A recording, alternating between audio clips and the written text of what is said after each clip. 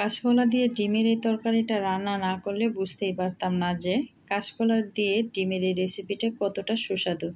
Hello everyone, আসসালামু আলাইকুম। আজকে আমি আপনাদের সাথে শেয়ার করব কাঁচকলা আর আলু দিয়ে ডিমের একটা অসাধারণ রেসিপি। এটা খেতে অসম্ভব টেস্টি। অনেক সময় দেখা যায় মাছ বা মাংস কোনোটাই খেতে ভালো লাগে না, তো স্বাদের একটু ভিন্নতা আনার জন্য কিন্তু আমরা কাঁচকলা আলু দিয়ে ডিমটা রান্না করতেই পারি।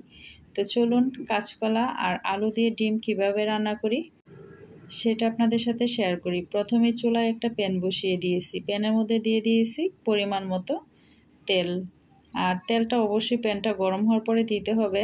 তারপরে তেলটাকে আবারও একটু গরম করে দিয়ে দিচ্ছি অল্প একটু লবণ আর অল্প একটু হলুদ গুঁড়া। 5 সেকেন্ডের মতো লবণ আর হলুদটাকে একটু ভেজে নিব। তারপর এখন আমি দিয়ে দিব আগে থেকে সিদ্ধ করে নেওয়া 4টা ডিম।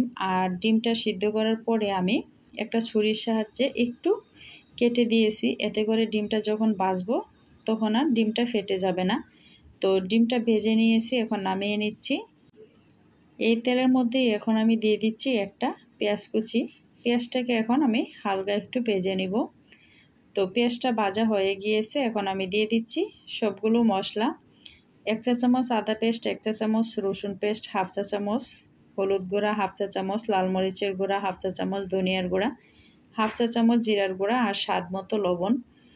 গুঁড়া মশলা সহ আদা রসুনটা দেওয়ার পরপর অল্প করে পানি দিয়ে দিলাম, যাতে করে মশলাটা পুড়ে না যায়। এখন আমি পেঁয়াজের সাথে মশলাটাকে খুব ভালো করে কষিয়ে নিব। মাঝখানে আরেকবার একটুখানি পানি দিয়ে আমি মশলাটাকে ভালো করে কষিয়ে নিয়েছি। তো এই পর্যায়ে আমি দিয়ে দিব হচ্ছে আগে থেকে কেটে নেওয়া কাঁচকলা আর আলু। এখানে 2টা মিডিয়াম সাইজের আলু নিয়ে নিয়েছি আর হচ্ছে 4টা কাঁচকলা নিয়ে নিয়েছি। কাঁচকলা আর আলুর পরিমাণটা একটু কম বেশি করে দিয়ে নিতে পারেন। ঢাকনা দিয়ে আমি কষিয়ে নিচ্ছি 5 মিনিটের মতো। তো আলু আর কাঁচকলাটা কষানো হয়ে গিয়েছে। এই পর্যায়ে আমি দিয়ে দিব হচ্ছে পরিমাণ মতো পানি। আমি এখানে ট্যাপের নর্মাল পানিটাই দিয়ে নিচ্ছি, আপনারা চাইলে এখানে গরম পানিও দিয়ে নিতে পারেন।